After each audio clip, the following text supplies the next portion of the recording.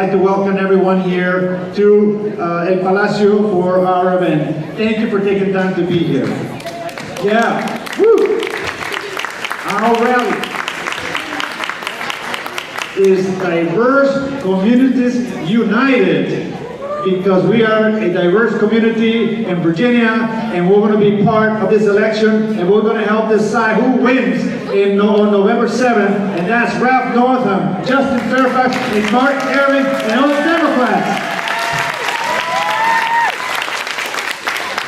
So let me start by telling you on behalf of the Virginia Latino Leaders Council and all the campaigns that have collaborated to put this event together, thank you for taking time to join us in this very crucial election. We are very incensed about the way in which the Republicans are advertising, painting the immigrant community, particularly the Latino community, as criminals, as bad people, and not saying anything positive about the great contributions that our community made to the Commonwealth day in and day out, making sure that we contribute to the success of this Commonwealth. So that's one motivation. The Virginia Latino Leaders Council focuses on civic engagement for the Latino community, and we will work with Latinos who are coming up, help them come up. We will facilitate, sometimes we just simply facilitators, and help people along the ways, and we're going to try to work with community leaders in every area, and not just with the Latino community, but any group at all that wants to make sure that diversity is valued and recognized for the great contributions that all of us make to our Commonwealth. So, I can go on, I'll just keep my remarks brief so that we can come out. Let me just give you a preview of what we're going to do. We're going to invite in a moment the representatives of each of the partner organizations that help get the word out for this event to come out here and take about a minute each. What we'll do is we'll give you the microphone for you to say your name, the name of your organization, what your organization does, and then within that 1 minute wrap up remarks, and we go down the line to all the other organizations that are here that have joined us for this event. We will then follow by asking the elected officials and candidates who are here to come up here and share remarks with us as well. And then we will have our United States Senator, the junior senator from Virginia, Timothy Michael Kaine, who will be here in a moment. Here he is, yes. All right, and he's joined by this awesome white man. Thank you for joining us, all right. Woo. So, what is at stake in this election? We have great candidates who are actually talking about the issues that we should be talking about. Our economy and job creation, education, and how great it is important that we find opportunities for everyone. Health coverage for all Virginians, and the environment, transportation issues. That's what our Democrat candidates are talking about, not about rape and murder and painting a negative view of the immigrant community on television. That's terrible what they're doing, but we're going to tell them, you know, that's not what's going to win votes. Is what's going to win the leadership of our Commonwealth in the future is exactly the subjects that they're talking about: education, jobs in the economy, the environment, coverage, health coverage for everyone. Those are the subjects that we should be focusing about, and that's what we want and expect that the immigrant community will be also included when we have a discussion on those topics. So let's ask all the organizations, the co-sponsored organizations that are here, to come up, join me up here so we can go down the line and share the mic with you. So if you have representatives from the organizations, and don't be shy, I can call names if necessary. We want to thank all the organizations that joined us. I'm not sure if everyone is here, but we want to thank the Service Employee International Union 512, the Service Employee International Union 32BJ, New Virginia Majority, People for the American Way, Mason Dreamers, the Latino Victory Project, Progressive Vietnamese American Organization, the Korean Americans for Organizing, Engage Action, American Muslim Women PAC, the Democratic Latino Organization of Virginia, the Democratic Asian Americans of Virginia, Chinese American Democratic Club, Dreamers in Power, and the Virginia Latino Leaders Council. Let's give them all a warm hand. And ask our representatives to come up here. Is a representative from any of those organizations coming up here, please? Now is the time. We want you to share some remarks. Come on up here.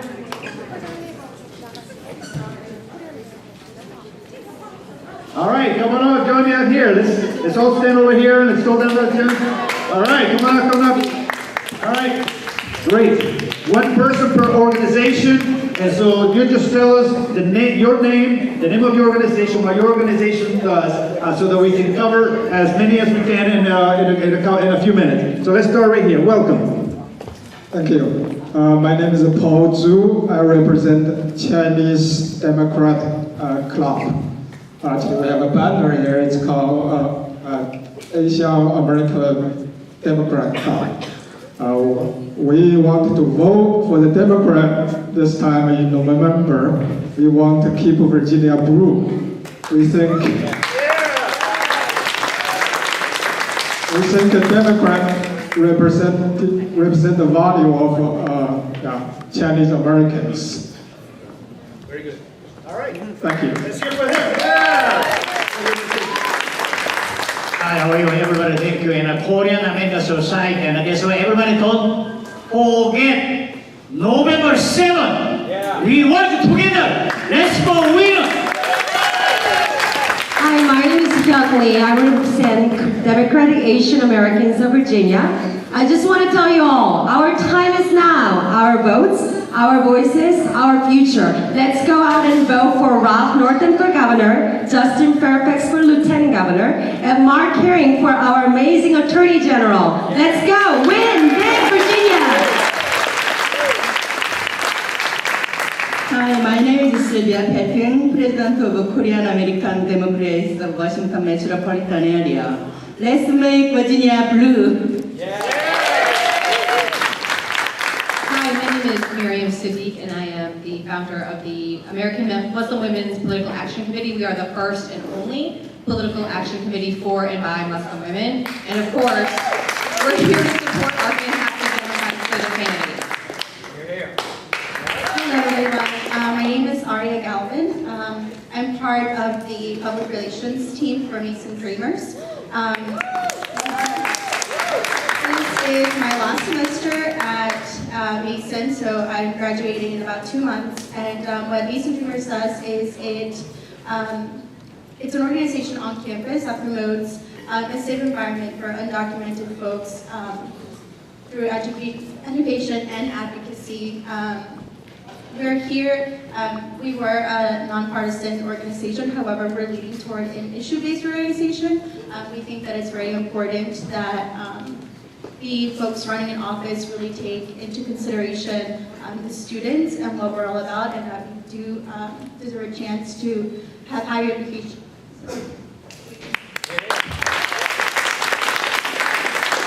Hi everyone, my name is Brenda and I'm here with Myra. I am from Dreamers Empowered. We are a student-run organization much like Mason Dreamers that runs across all the college campuses at Northern Virginia Community College, and we cannot be prouder to be supporting our Democratic candidates. So thank you. Oh, fired up! Are we fired up, y'all? Yeah! Fired up! Fired up! Fired up!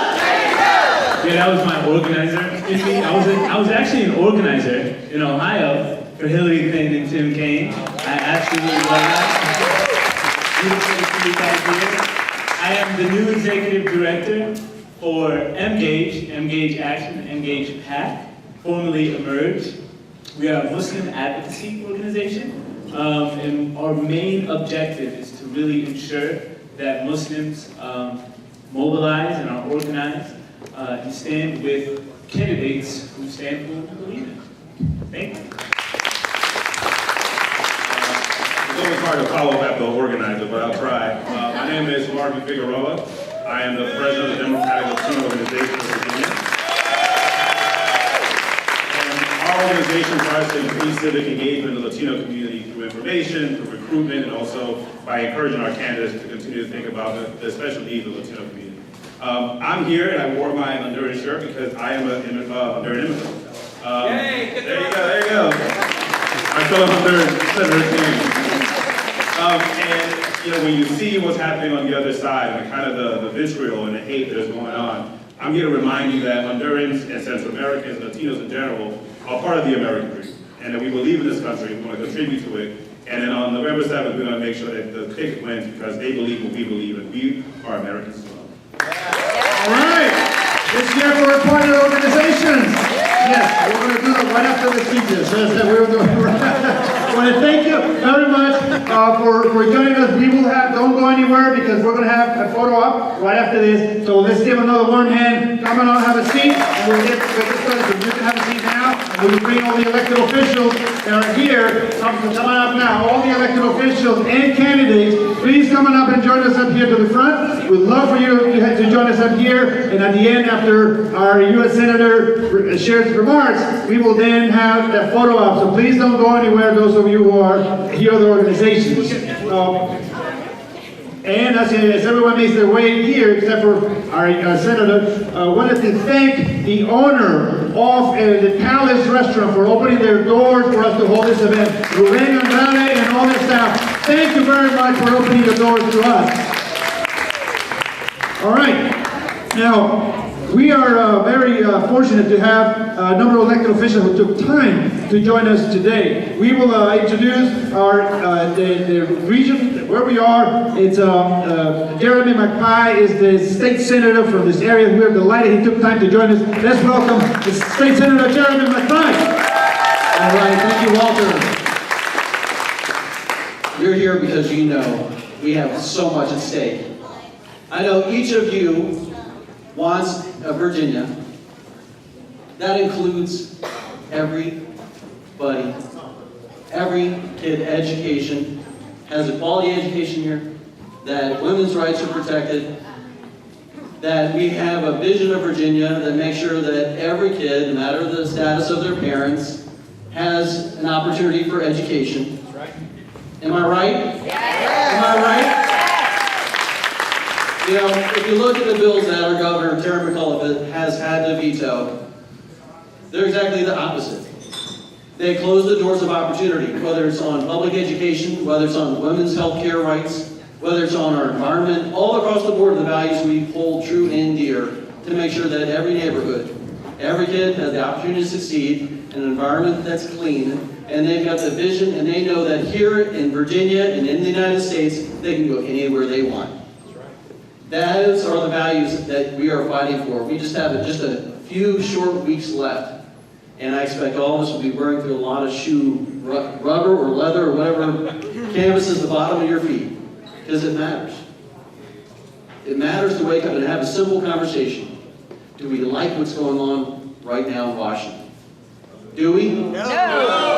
Absolutely not. Do we have a vision that is better than that? Yes! Now, one of the fundamental questions as I'm going to the doors is asking that question, and I got to tell you, a lot of people are saying no. And I've got to say, when you ask the question, are you going to vote? The answer is yes. But we need to make sure we knock every door that's out there so we get more yeses, because it is that important.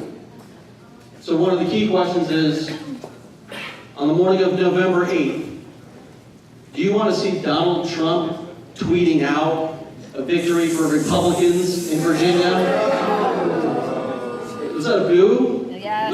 Come on, don't boo, vote, right? But no, we don't. So we determine our future in Virginia. We, each and every one of us, whether it's someone you know, anybody else, we've got to fire up and get folks out. I'm out this afternoon knocking doors. We've got some great candidates who've been running hard in local offices, and we've got some fantastic candidates for the House of Delegates. We've got to get the word out and spread them. It's worthy. They are worthy of your votes. We've got the most diverse slate of candidates, I think, ever in Virginia's history, right here in Prince William County. Not only the diversity, but the quality of the candidates. And I can't say enough, it's the quality of the candidates who have been in public service for so long. You're going to hear from more of them in a minute. So thank you so much for being here, and thank you so much, Walter. Absolutely. State Senator Jeremy McPie. We have a lot of great leaders in our Commonwealth, and we have a wise Latina here with us, Ignacia Moreno, who is an advisor to the Virginia Latino Leaders Council. She is a leader in her own right. Among other things, she is the CEO of the Moreno Group and former Assistant Attorney General of the Environment and Natural Resource Division of the United States Department of Justice from 2009 to 2013. Let's welcome the White Latina, Ignacia Moreno, my friend, greatly.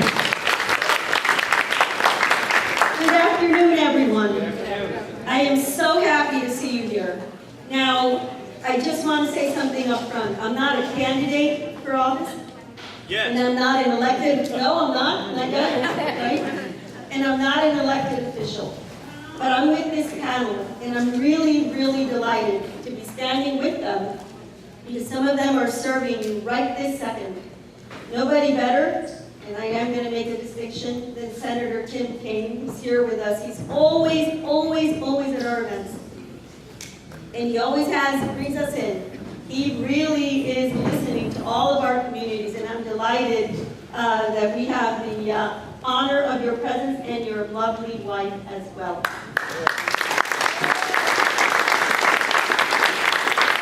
So I've been asked to make brief remarks today. And Walter told you about the title I held in the Obama administration. I was Senate confirmed. That was a big deal. But the significance of that is not that I achieved that. It's that I'm an immigrant. I was born in Cartagena, Colombia. I came to the United States when I was 6 years old, and I did not speak English. And we didn't land in some fancy place. We landed in Washington Heights in New York City. And at the time, that was a crazy place to be growing up. But we managed, and not just the kids, my parents as well, managed to attain the American dream. I always tell folks, when you talk to immigrants, we don't come here for the beautiful beaches and palm trees. We have that where where we're born. We leave paradise to come here because we want a better life for ourselves and our kids. We don't come to take anybody's job away. We come to make a contribution. And we do. People in all of our communities, I'm really happy to see all of our communities here. We serve in the military and make the ultimate sacrifice. We put food on the table. We're the ones out there in this crazy heat, getting the food that we need. And people in our communities serve in the Congress, serve at the state level. They serve, one day they're going to serve in the White House. In the meantime, though, we have got to get serious here. We're all converted. It's the people who aren't in this room we need to reach. And I have to tell you, I'm going to go and I'm going to look in my Rolodex. I still have one. But you go look in the electronic version of that. And you got to pull those 10 names, 20 names, 30 names of people in Virginia you haven't heard from. Because those are the people that need to come out. Our communities, if you look at us individually, you look at us together, we are a force of nature.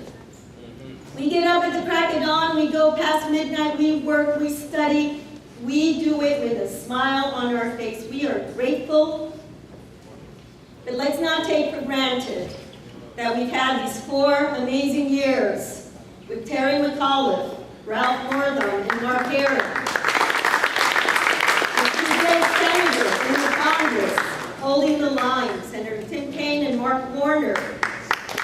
Now, just look around and see what they've done. And we can't wake up on November 8th and want to have another one of those moments of an out-of-body experience because we didn't win. And I'll tell you, I'm not going to wake up and think, oh, I wish I could have, because I'm doing it now. We've got to knock on the doors. We have to make the phone calls. We have to get people out to vote. Your vote is your voice. Use it, please. Thank you. Thank you very much. It's my pleasure now to introduce Hala Ayala, who is running for the House of Delegates in the 51st District. Thank you. Thank you. Well, I have to follow that. You're amazing. Thank you for coming out today. My name is Hala Ayala. I'm running for the 51st District House of Delegates. If elected, I would be one of the first Latina, Latina, Irish, Middle Eastern, and North African women elected. That's quite ambiguous. A representation of Northern Virginia, in other words. I say that because diversity matters. Today we see tactics by our fellow GOP members that are running in the House using dog whistle tactics to demean the candidates of diverse backgrounds. We have to stand up and show our voice. No longer can we talk about hope. We have to create it by showing up at the polls on November 7th, talking to our neighbors, talking about the importance of our voices and what Virginia is going to look like. Too many times we have sat on the sidelines, forgetting to pick up a phone, grabbing a clipboard, putting on our sneakers and knocking on doors. But no longer is that acceptable. Because this year it's coming to our backyard. Those Trump-like policies will be in your backyard if we don't show up at the polls to vote. Thank you. So with that shared, I'm a little spicy, as you may can tell. I don't believe the hype that they're selling, and I'm not buying it. The only thing I'm buying is hope, change, and inclusiveness and unity. And that's what we're going to bring with the diverse slate of candidates that are running for the House of Delegates. Thank you for your time. Thank you for listening to us. Thank you for being part of the change, because it's going to happen on November 7th. Thank you. All right, candidate Hila Ayala, 51st District. We will make history on November 7th. Let's get behind and support Hila. Indeed. And he takes elections at every facet of government. We need it at the state level, we need it at the national level, and most certainly need it at the local level. So we have two great leaders who have joined us today. They are City of Manassas Park council members. Let's welcome Miriam Machado and Hector Sendejas. Come on up here. Let's start with Miriam. Thank you, VLC, for organizing this event and for inviting me. I'm Miriam Paula Machado. I right now serve as a council member at the City of Manassas Park. Manassas Park is a small city in which 35% of the population is of Hispanic heritage. I'm a mother, I'm a wife, I have 3 children, a professional worker, undergraduate student at Yale University, a freshman university, University of Pittsburgh. And as a representative of my community, I want to focus in education. I want every child to get educated. Education is the foundation of every possibility that endless opportunities that this country offers to us. I have a bachelor's degree in psychology and I hold a master's degree in management information system. I'm not only serving as a council member, but I also work as a contractor at the FDA in the IT arena.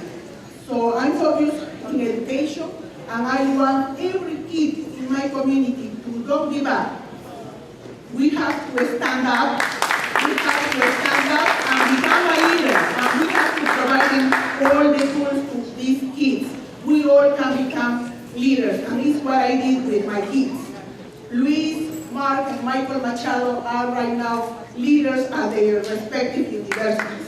And that's what we have to do at home. Education starts at home. We have to work with the school, communities, parents. Schools cannot do this job by themselves. So please work with your kids, assist to the school board meetings, assist to your school, city, government body meetings, so you are becoming involved and you know what policies out there, what programs can your kids benefits of. So this November 7th, I invite you to call your co-workers, to call your family, to invite them to vote and get out and exercise their right to vote for the Democrat candidates. We have to be all seats. We cannot do anything the day after.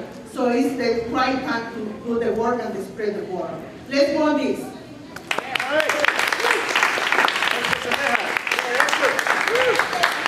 Hello everyone, thank you for the invitation. I'm also a council member of the City of Manassas Park. We need to vote on November 7th so we can get representative of our diversity in all of Virginia. Virginia is super diverse, but we don't see that at the state level. And we need people who are equality that's going to represent us and make us inclusive. Something that about Manassas Park is really diverse. Even our governing body is really diverse. It reflects the community as a whole. We have 3 Latinos in our governing body, 2 who are immigrants. One is from India, One identifies himself as LGBTQ, one African American, and our mayor is half Filipino. So that shows the diversity of our city. And that's how it should be in Prince County, Manassas City, and all of Virginia. There's something about a diverse community that makes us stronger as a community as a whole. We have business owners here that are Latinos of immigrant background who are contributing to our neighborhoods. And we need to make sure that our communities are not being demonized by other people. We need to celebrate our diversity. We need to celebrate the contribution that we provide to this Commonwealth. And this is our Virginia. It's not people that were born here in this state. Regardless of where we come from, if it's from California, or from El Salvador, Europe, Australia, China, Japan, South America, Kansas City. We're all Virginians. And Gillespie talks about representing all Virginians. Does he really believe in that? I don't think so. So we need to make sure that we support our candidates that support and believing in all Virginians are going to be supported, and we got to make sure November 7th got vote. Thank you. All right. Let's hear it from City of Manassas Park Council members Miriam Machado and Hector Sendejas. Yeah. As you heard, Democrats talk about substance of issues. Like Miriam referred to the subject of education and how important it is that we make sure that all parents and students and everyone is informed and participate in the educational system. And speaking of education, we have all the way from the People's Republic of Arlington County, made her way over here, we have Arlington School Board member, Tanya Talento. Good afternoon, and thank you all for coming tonight, or this afternoon. It's such an important time right now for us as immigrants, Americans, right? Right. We're all Americans. Okay, let's own that. We are all Americans. My parents immigrated here from Guatemala, and I was born here. And I am an immigrant, and I'm an American, and I am proud. I cleaned houses with my mother when I was 9 years old. I cleaned office buildings in PG County for the fire department when I was 16. I worked at McDonald's, I worked at Shoppers. I ended up as the legal secretary in my career for some of the top attorneys in the country. This is the American dream. This can only happen in America. I contribute, my parents contribute, all of you contribute to this amazing state of Virginia. And if we do not exercise our power to vote, if we do not call every single person that we know, because in the immigrant communities, at least for my immigrant community, I know that we love to pick up the phone and say, hey, how are you doing? How's your family? Let's go out and vote together, right? If we do not exercise our power, we will lose the advancement, the progressiveness that we have made in Virginia, the welcomeness of why we have all moved to this amazing state. We have leaders like Tim Kaine that come and support us. Thank you for this honor. I ran last year, and I had the honor to have a grip card with his picture and my picture, so that is like one of my cherished memories. But I just want to be able to say, please, please, please, we need to vote November 7th. At the end of the day, we made this country our own. We came here. I always say, I want you to go out there and ask 10 people, would you leave the place where your family lives? The place where you know the language? The place where you have support and can get a job. The place where you have known your whole life. To go to a country where you don't speak the language, where you're not guaranteed work, where you may not be welcome. How many people do you know would do that? The courage and the bravery it takes for all of our immigrants to come to this country, to seek a better life, and many times not for them, but for their children, like my parents did for me, and my siblings. That is America. That is what I'm fighting for today. That is why I ran for the school board, to give back to the community that I love, the ability to ensure that education is available for every single person, regardless of race, gender, wherever you come from, regardless of everything, so that you have the ability to empower yourself through education, succeed here in America, have the American dream, and exercise your right to vote. Because in a lot of other countries, we don't have that right. So please, please, please, Get out there, vote on November 7th, tell everyone you know about absentee voting if they're working. If you don't think they can vote, guess what? They know somebody who can. So advocate with them and have them advocate for the person they know that can vote. So thank you so much for having me here today. Thank you for being here and rallying with us. We're going to win November 7th. We're going to have Rob Northern as governor, Justin Fairbanks as lieutenant governor, and Mark Kaine as our amazing attorney general. Thank you, thank you. Ahora es super member Kaine Talento. All right, we are hoping that candidate for the 31st district for the state delegate, Elizabeth Guzman, is able to join us.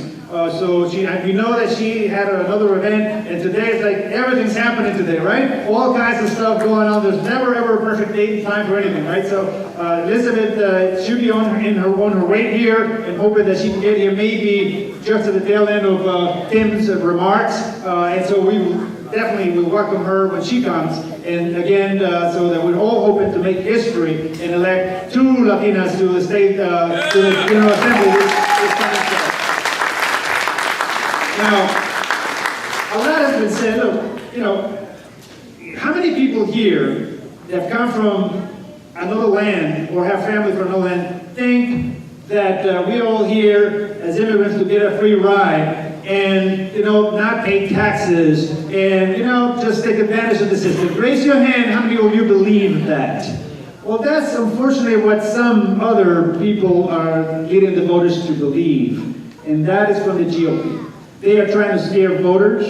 They're trying to use xenophobic tactics, saying that somehow the images they're showing on television is that portrait a negative view, not just of undocumented people or young people, or not just of Latinos. That begins to permeate its way to all the areas of our society. It's not healthy. That's not what we should be doing. And that's one reason we're here. But another reason that we're also here is because Democrats offer a much better deal, a much better path right here in the state of Virginia. For the longest time, we have had very limited representation in the state and the General Assembly.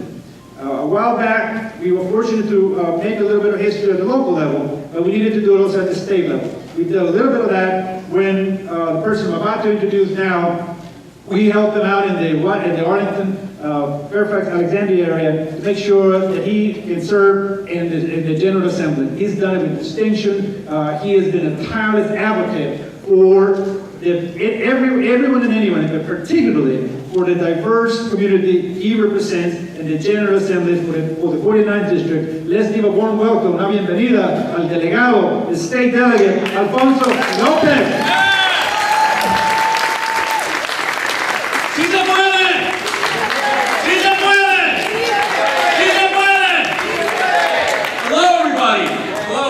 Hola, mi nombre es Alfonso López. Soy el primer delegado del Partido Demócrata Latino en la historia de la Asamblea General. Hello, everybody. My name is Alfonso López. I'm the first Latino Democrat ever elected in Virginia General Assembly's history. That's not something to clap about. Let me explain to you why. In 1970, Latinos made up 0.9% of the population of Virginia. Asians made up 0.3%. Whites made up 83% of the population, the rest are African American. Today, Latinos make up 8.7% of Virginia's population.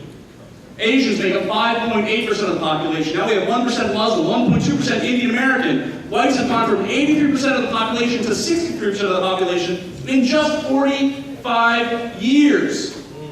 There should be 8 Latinos in the House of Delegates. There should be 6 Asian Americans in the House of Delegates. Why are we still making history 400 years after the founding of Virginia? 400 years. Why am I the first Latino Democrat? We need 2 Latinas. We need Hala Ayala, we need Elizabeth Guzman, but we need Asian Americans to help Mark Kaine, the first Asian American. We need future delegate Tron for the 42nd district. She'll be an amazing delegate, Tron. Also, we need more Muslim Americans, not just Sam Rasool. Here's the facts. Here's the background. I'm going to tell you about some vetoes, Virginians, and values. 3 V's. Let me tell you a little bit about me first.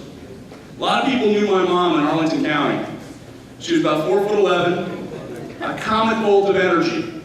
She was the ESL Hill counselor at a high school in Arlington. Because of her, over 1,000 kids who could have been forgotten back in the 80s and 90s, not only graduated from high school, they graduated from college. I'd come home for weekends on long weekends, and she was the kind of teacher, knowing that a lot of these ESL and immigrant kids weren't eating on long weekends, so she'd have a 3-day barbecue in my backyard. She was that kind of teacher. Not as many people knew about my dad. My dad was one of 22 brothers and sisters from the same parents. 22. My grandmother had her first child when she was 14, her last child when she was 44 years old. My dad didn't want to be a farmer in the Andes Mountains of Venezuela. So he saved up $270 in 1950s money to come to America because he had the dream of a better life. He learned English. He graduated from Northern Virginia Community College when I was 5 years old and took one class a semester every year at George Mason until he graduated from college 1 month before I graduated from high school. He lived the American dream. I only ever saw my dad cry 3 times. Once when my mom passed away, another time, and when I took him to the White House to meet my boss, the President of the United States. And in the car ride back, he said, solamente nos Estados Unidos. Solamente nos Estados Unidos. Only in America. Only in America can this kind of dream happen, where you can come from literally abject poverty in the Andes Mountains of Venezuela, and your son works for a governor of Virginia or for the President of the United States. So, what I do in the House of Delegates, and what we're going to do, is fight for Latinos. Every year I put the DREAM Act in, it's the first bill I put in because every child I see, every dreamer I see in Virginia, I see my dad. And I see your kids. And you see our neighbors' kids. And the kind of ugliness and divisiveness and fear being used by some of the GOP and the Republicans this year, attacking Latinos, attacking Asians, attacking immigrants, attacking new Americans. It's not who we are, as Virginians or Americans. So I told you about voters. I'm going to tell you about vetoes. Over the last 4 years, our amazing Governor Terry McAuliffe has had to veto over 120 pieces of legislation. It's a record for a Virginia governor. He said he'd veto it because they were ugly bills. Bills that would roll back a woman's right to choose. Bills that would have harmed the environment. Bills that would have eroded the social safety net. And literally dozens of bills that would have hurt immigrants. That would have demonized immigrants. That would have made people fear and divide communities. So I was very proud to help him support the legislation about sanctuary cities. Very proud to help him support vetoes of legislation that would harm dreamers. But we need a governor this year, and we have to elect a governor this year who will not only be our firewall for those vetoes for the next 4 years, but also for the next 10 years after that. This is a 14-year election because we have to have 2020 and 2021. We need to be able to help draw fair maps. Redistricting has to be done in a fair way so that communities can actually be represented by people who truly represent them. And the General Assembly can look like Virginia. Look like Virginia. Because I should not be the only Latino in the Virginia House of Delegates. And in this room, I know it takes a lot of asking, but in this room are future members of the House of Delegates, our future elected leaders, our future congressmen, our future governors. So if everybody has to be asked, I'm asking right now. Think about it. Run. Get involved. And most importantly, vote. And get all of your friends to vote on November 7th. It's so very important. I have the honor of introducing someone who, I'll be honest, I should be saying as the Vice President of the United States.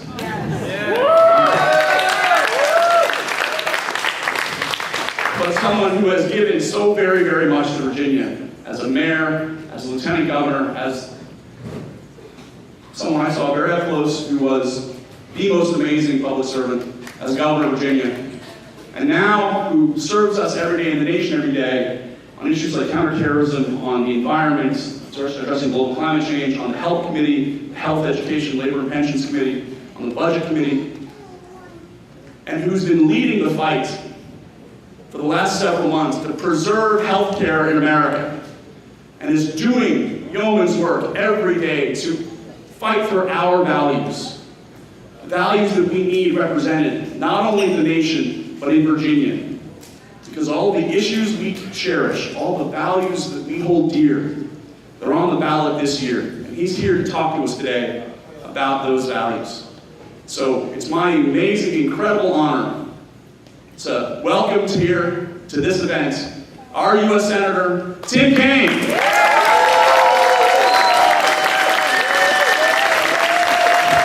thanks so much. Good afternoon. What a great show. Bienvenidos al Palacio. Welcome to the palace. How about another round of applause for all these great leaders? Give them a big round of applause. My wife Kaine and I love hearing all the leaders who are up first from all the different organizations. This is a true arcoiris, ¿verdad? It's a true rainbow of who Virginia is. And my wife and I are just sitting here. We will be married 33 years next month, and we have watched Virginia grow and thrive in 33 years because of you and people just like you all over the Commonwealth who make us so proud. What a wonderful experience to stand here and talk about a few things. First, some thanks. Thank you for helping me when I was Hillary's running mate last year. And thank you, Virginia, for getting it right. What was wrong with those other states? I mean, you guys were great. It was a true honor to run with her, and I've loved everything I've done. 23 years in public life, love being on the trail. Deeply disappointed in the outcome, but that's life. Everybody here, you know, you've experienced things that go your way, things that don't, and when they don't go your way, you just have to, you know, think of a phrase from the Bible or get picked up by a friend's word or find your inner core and keep battling. And I'm here to tell you, I went right back to work to battle to save health care for millions of people, to battle to bring dignity to people and fight things that the administration is doing that I think are wrong. And I'm very lucky in the work I have, and I feel very fortunate to have you as friends. I'm blessed in marriage. My wife Ann is the greatest public servant in my house. And I learn from her every day. Now on the State Board of Education. I want to thank Alfonso for his kind introduction. You know, one of the great things about being in public life is you ask people to do things for you and they say yes. And I asked Alfonso to be in my cabinet, to be what was called my federal governmental liaison. It was like my cabinet secretary who interacted with Congress for the 4 years that I was governor. He did a spectacular job, and I think that helped plant the seed in him to run for office himself. And when I see how well he does, I'm just so proud of him, proud of my friend Ignacia, who was a great official with the Obama administration. And I just have to say, to my longtime friend Walter Todd, I don't know where we would be in Virginia without your amazing leadership. It's been a superb friendship. I marvel at Walter's energy, his upbeat spirit, his inclusive sense. I met him when I was a mayor of Richmond running for lieutenant governor, and we have been wonderful compañeros for muchos años ahorita. But this is a superb gathering of friends. And what I thought I would do is I just do a couple of things. I want to tell you why you matter to our Commonwealth. I want to tell you about the issues that we're battling in D.C. and that we have to get right in the Commonwealth. And then I want to say a word about our three statewide candidates. Ralph Northam, Justin Fairfax, Mark Herron, because I know them very, very well. And I'm sure many of you do, but in case some are here who don't know them, I want you to hear from me personally the kind of people they are and the kind of leaders they'll be if we elect them on November 7th. So I'm going to start off in talking about you, why you matter.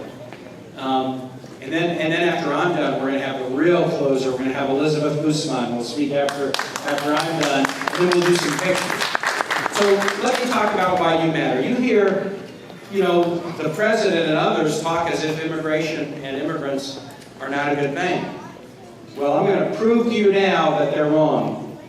Let me prove to you how fantastic our immigrant community has been in the Commonwealth. When I was born, I'll be 60 years old in February. I was born in February 1958. 1 out of every 100 Virginians had been born in another country in 1958. And guess what? We were a poor state. We were 36th in the country out of 50 states in per capita income. So we didn't have a lot of immigrants, and we weren't doing very well. Today, 1 out of every 9 Virginians was born in another country. And guess what? We're not 36th in per capita income, we're 12th in per capita income. And I'll tell you something else. No state among the 50 has moved as far from back of the pack to front of the pack as Virginia has. There have been some states that have gone up 5 or 10 places. There have been some states that have gotten worse economically, but no state has improved their hand economically more than Virginia at the same time as we have been becoming more and more global, more and more international, more and more powered by migrantes. And if you think about it, it makes sense. We're in a global economy now. If you're in a global economy, you want an airport like Dulles where you can fly to foreign cities. You want a port like we have at Hampton Roads that you can ship things around the world. But in a global economy, you want the global connections that people give you. People who were born somewhere else but who still have friends and contacts and know businesses around the world. People who understand other cultures, other languages, other traditions, who understand the economies of other regions of the world. The success of Virginia this generation has been driven by a number of things, but I would argue this. The single most powerful thing we have done, I'm actually going to call it a tie. The 2 most powerful things we've done is embrace and invest in education and embrace and welcome people from around the world, talented people from around the world.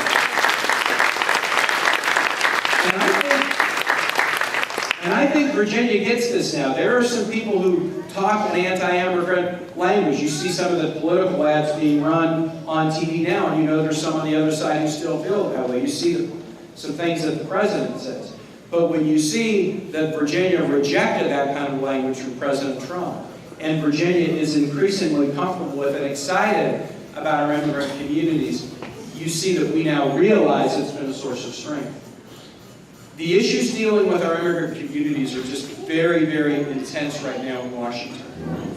We have a president who has unleashed ICE against people. I went to a meeting in a church hypothermia shelter, a church offering refuge to people on days when the temperature was less than 20 degrees and ICE agents would come outside to try to arrest and deport people. There's just something so harmless about that. That didn't happen, but now it's happening under President Trump. And I'm watching the president break his promise to the Dreamers and propose to end DACA protection. Here's something important. If you ever talk to somebody about Dreamers, 13% of Dreamers in Virginia are Asian American. Significant numbers of Dreamers are African. I met a Nigerian student at William and Mary who's a Dreamer who was about to graduate from law school. Obviously, huge numbers of Dreamers are Latinos, but the Dreamer and the DACA issue is not just about Latinos, it's about talented, wonderful, contributing immigrants who are enriching our Commonwealth from all over the world. And so to our Dreamer organizations at Mason and Northern Virginia Community College, what you guys have done to tell your stories and get the American public on your side, because the public is on your side, give them a round of applause. It's really important. So, I just want to say you have been important to the transformation of the state. You've made us economically more competitive. You've made us socially more inclusive. You've made us politically more competitive, really battleground. You are the face of current Virginia, and you have changed the trajectory of our state. You've helped us go from looking backwards to looking forward. You've helped us be a state that more lives up to the equality ideal. You've helped us be a state that more lived up to the marketing campaign that Ann's dad thought of 40 years when he was governor. Virginia is for lovers. We are for lovers, not haters. We're for equality, not division. We're for going forward, not backward. And you've helped us do all of it. So much to talk about. So much to talk about. Let me tell you about the importance of 2017 and this race, and then tell you about the 3 statewide candidates. There's a lot of issues that are at stake in Washington, but also in Richmond. You know, it's up to the legislature to determine whether we expand Medicaid so that 450,000 more Virginians can have access to health care. At the federal level, we've given them the opportunity to, but unless and until the legislature, and these folks are battling for it, but decides to do it, we get a better legislature, we're not going to be able to do that for people. So health care depends upon, and is in the hands of these state and local officials. Investments in education, whether it's college tuition, the levels of college tuition, or investments in our K-12 schools, it's in the hands of these state and local officials. Public safety issues, are we going to have a public safety community that embraces community policing, where we build relationships and build trust and build confidence? Are we going to have hard-edged attitudes that pit the police and communities against each other? That depends on these state and local officials. So all of these issues are so critically important, but it's more than just issues in Virginia. This race in Virginia on the 7th of November is the most important race in the United States this year. Most states don't have elections in the odd year. Only 2 do, New Jersey and Virginia. The New Jersey governorship is not going to be interpreted as a referendum on anything other than what people think of 8 years of Chris Christie as governor. That's what that race is about. Nobody's going to write about the New Jersey race. What does it say about national politics? What does it say about President Trump? But in Virginia, we are now the best bellwether state in the United States. Our match of Democrat, Republican, Independent, or rural, urban, suburban, we are the closest match for the national electorate. All the national press corps live in Washington. They love to just drive to Virginia and look at what happens and then write articles about what does this mean for the national mood. And so this is the first true meaningful election in the United States since President Trump's inauguration. And it's going to send a loud message, not only in terms of the issues we can do here, but it's going to send a loud message around the country and even around the world about whether the activities of the president fighting with Gold Star families, right? Getting in a battle and having his chief of staff go out and tell fibs about a sitting member of Congress. Weakening diplomacy and then raising the risk of unnecessary war. So many things every day. Terminating important protections for women's health care. Is this okay? Is this normal? Are we okay with all of this? Or do we stand strongly against it and show that our values are different? That's what this election is about. And that's why these candidates are courageous to stand up. And that's why we have to do our very best to make sure that they get in. We have to do our best. And so, whether it's with local party organizations, I see friends like Keith, who for so many years has done such good work with the local party, whether it's local party committees, whether it's working for candidates, whether it's with the organizations who were represented here earlier, everything you can do to encourage engagement and turnout and taking it seriously. It's going to pay a huge dividend if we are able to be successful on November 7th. A huge dividend in policy and a huge dividend in the message that we send. Because I want to send a message to the rest of the country that in Virginia we get it. In Virginia, we are not going backward to the days of hate, right? The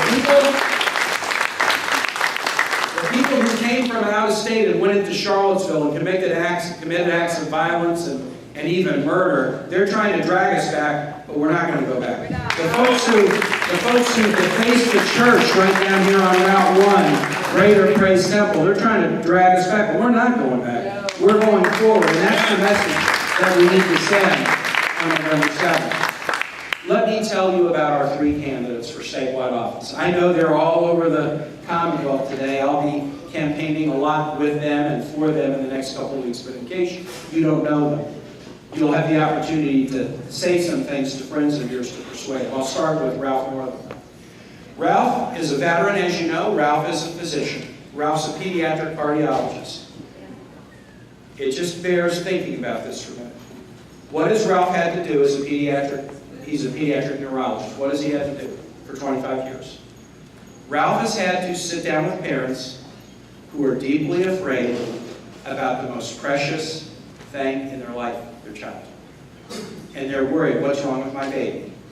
And Ralph works at a children's hospital in Norfolk.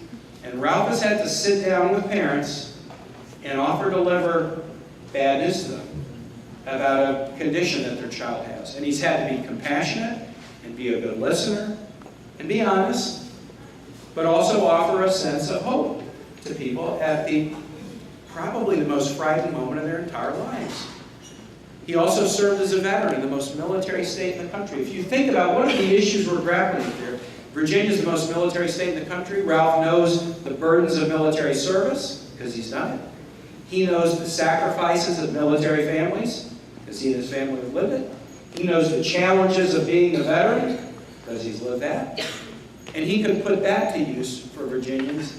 And with his background as a physician in a state that 450,000 people still need Medicaid, he can put that to use as well, to serve people compassionately. We've got to get Medicaid expansion done. I asked Ralph, when he was a first-year senator, to carry my bill to ban smoking in restaurants and bars, and he got it done because he was a doctor. And you know what? If anybody is going to be able to get Medicaid expansion done in the state, it's going to be a doctor, and that's why Ralph would be such a good person to be our governor. Justin Fairfax. I hope some of you have heard Justin tell you the story of his childhood. He had a hard life growing up. It was shaped by a traumatic event that's similar to events other kids have. When he was a young kid, his mom and dad sat him and his siblings down and told him they were getting a divorce. And it rocked his world. And he and his mom had to move back in with their grandparents in Northeast DC. And he talked about if it hadn't been for his mother, if it hadn't been for his grandparents, if it hadn't been for folks in church, if it hadn't been for some good public policies like Pell Grants and public education and a supportive environment, he could have been an angry, bitter guy and maybe not accomplished stuff. Instead, great college, great law school. He is an accomplished professional. He's a public servant. He was with the U.S. Attorney's Office. He's built a successful law practice for himself. But he always remembers, because he hadn't forgotten where he came from, that it didn't start off so well. And there were times along the way where if he didn't have the help of others, he wasn't going to find his path to success. And so instead of taking his education, just using it for him, he is now taking his background and using it for others to run to be the lieutenant governor. I was the lieutenant governor of Virginia. I know this. If you have a Democratic governor, the lieutenant governor who runs the Senate, you have to have somebody of your same party in that job. If you have a Republican lieutenant governor, that person will be trying to get in Governor Ralph Northam's way at every step. We've got to have a Justin Fairfax as lieutenant governor, who can be hopefully leading the Senate to cooperate with Ralph on a progressive agenda. And then finally, my friend Mark Herring. I've known Mark longer than any of these guys. I used to teach legal ethics at the University of Richmond from 1987 until 1993. I was a young lawyer practicing in Richmond. Both Ann and I were, and I would teach one class a year. And I had this young kid in my class when he was a second-year law student at the University of Richmond, Mark Herring. He was probably 1990. That's when I first met him. And then I re-encountered him years later when he was on the Loudoun County Board of Supervisors. And you know why I'm really proud? I taught him legal ethics, and then he became an Attorney General. And for the first time in a long time, he made the Office of the Attorney General's mission very clearly this: it's an office that fights for justice. And that's what an Attorney General should do. That's what an Attorney General should do. Sadly, in Washington, our Attorney General now is not fighting for justice. I mean, talk about, we've had some amazing Attorney Generals. Eric Holder was an amazing Attorney General. Bobby Kennedy, an amazing Attorney General. You want to have an Attorney General that fights for justice. That's not what the Attorney General's office in Washington does now, but we've got to fight for justice in Richmond, and we need to keep it there. So that's why we got to get Mark Herring elected. So please go ahead. Last thing to say, we are 2 weeks and 2 days away from the election. And I know many of you are signing up and volunteering and calling people and canvassing. And you probably wonder, Okay, does it make a difference? And I'm here to tell you, it makes a difference. It makes a difference. People have stopped believing the ads that they see on TV, and that's probably a good thing. They just zone them out. People learned after 2016, when Russians and others were putting all kinds of funny emails in your inbox, maybe you can't trust that. So people want to participate, but they don't know who they can trust. If they haven't met the candidates themselves, who can they trust? I'll tell you who they trust. They trust a friend. If you reach out to somebody who's a friend, or in your family, or who you work with, or you go to school with, or you go to church with, and you reach out and say, hey, I'm supporting these candidates, let me tell you, but they'll listen to you. If you volunteer and make a call or knock at the door, even if they don't know you, they'll know, well, this person's a volunteer, didn't have to do it. It's a nice Saturday, they can be watching college football, or they can be doing something else, but they're taking their time. It means something to them, and then they will open up and have a conversation with you. Because they have questions. They want to learn about candidates. They can't direct a question at a TV ad. They can't direct a question at an email online ad that they get. But if you go to their door or you call them, first to impress them because you're reaching out because you clearly care. And second, you give them the opportunity to tell you what they care about. And then you have an opportunity to answer their concerns and questions and persuade them. You know, I gave a graduation speech this year, and I called it the lost art of listening. Nobody feels listened to these days. In politics or in life, people don't feel like anybody listens to them. Everybody's talking at them, but a lot of people don't really feel like anybody's listening to them. But when you go and canvass or call, you open up that opportunity to make people feel listened to, and they can express their concern, ask you a question, you can help them decide. So that's the last thing I'll say. It's not just that there's differences between the candidates, and there are, but it's also that you make a difference by your activism. You make a difference by your vote. You're the reason why Virginia's gone from red to trending blue and gotten more inclusive. It's because of you. And this election will be won because of you. So thanks so much for having me today. And I'm going to hand it over to Walter, who's going to hand it over to Elizabeth. Ann and I are very happy to be with you. United States Senator Timothy Michael Kaine. Thank you, Sam. In a moment, we're going to ask you to come up here for a group photo. And those of you who weren't here earlier that spoke on behalf of the organizations, please join us in a moment here. Just a final few things first.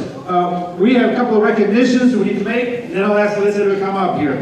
First, we want to recognize the State Delegate Jennifer Califoy, who joined us today. Let's give her a warm welcome. We also have the United States Representative of the District of Columbia, and referred to the shadow United States Representative District of Columbia, Franklin Garcia. I don't know why they use that title shadow. Let me tell you something, Franklin is no shadow. He goes everywhere, even to the state of Virginia, and we don't even ask for your papers here.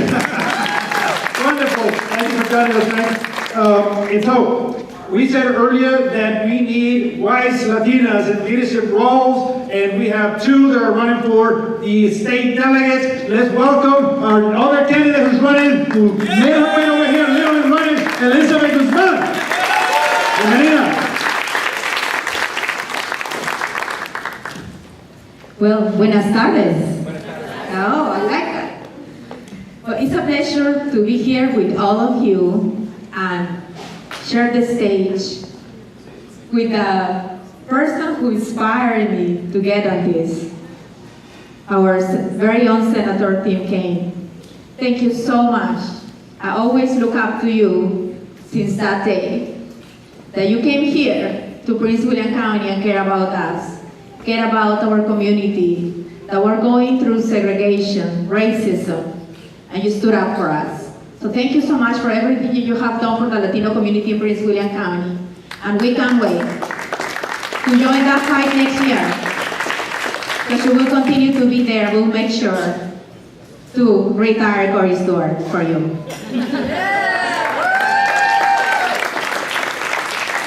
So thank you everyone for being here. This is the true representation of Prince William County, what is Prince William County is today. My name is Elizabeth Guzman. I am the candidate for the 31st District of the House of Delegates, which represents parts of Prince William and Fauquier County. In Prince William County, I have Montclair, Dale City, Dumfries, and then I have Manassas 20112, and then I go all the way to Fauquier County. Thank you, gerrymandering. My district is so gerrymandered, but we're gonna do this together.